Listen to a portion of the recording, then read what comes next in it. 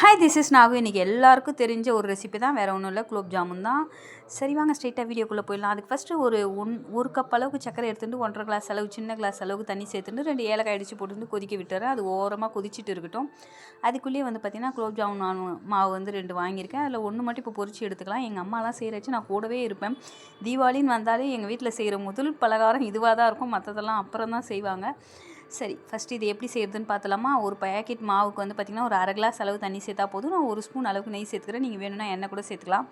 நல்லா நெய் சேர்த்துட்டு ஒரு 1/2 மணி நேரம் பிசைஞ்சு ஊற விட்டுடலாம். அதுக்கப்புறம் நெய் கையில் லைட்டாக தடவிட்டு, இல்லை எண்ணெய் கூட தடவிக்கிங்க. சின்னதாக உருட்டி எடுத்துக்கலாம். எந்த அளவுக்கு சின்னதாக உருட்ட முடியுமோ அந்த அளவுக்கு சின்னதாக உருட்டுங்க. ஏன்னா எண்ணெயில் போட்டு பொரிச்சு ஜீராவில் போடுறப்போ கொஞ்சம் பெருசாக உப்பி வரும், அதனால தான் சொல்கிறேன். ஸோ இப்போ எண்ணெய் காஞ்சிருச்சு, நம்ம பொரிச்சு எடுத்துக்கலாம். கொஞ்சம் பொன்னிறமாக இருக்கும்போதே பொரிச்சு எடுத்துக்கலாம். ரொம்ப கருகு விட்டிங்கன்னா அதனோட அழகாக இருக்கும் பார்த்திங்களா, அந்த கலர் வராமல் கருகி போன கலரில் வரும். பொன்னிறமாக இருக்கும்போதே பொரிச்சு எடுத்துக்கலாம்.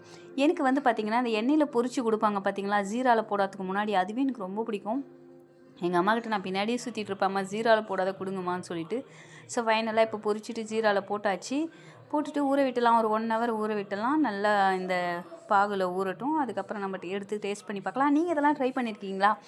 நீங்கள் தீபாவளிக்கு குலோப் ஜாமுன் செய்வீங்களான்னு சொல்லிட்டு கீழே கமெண்ட்டில் சொல்லுங்கள். தேங்க்யூ ஃபார் வாட்சிங். பை.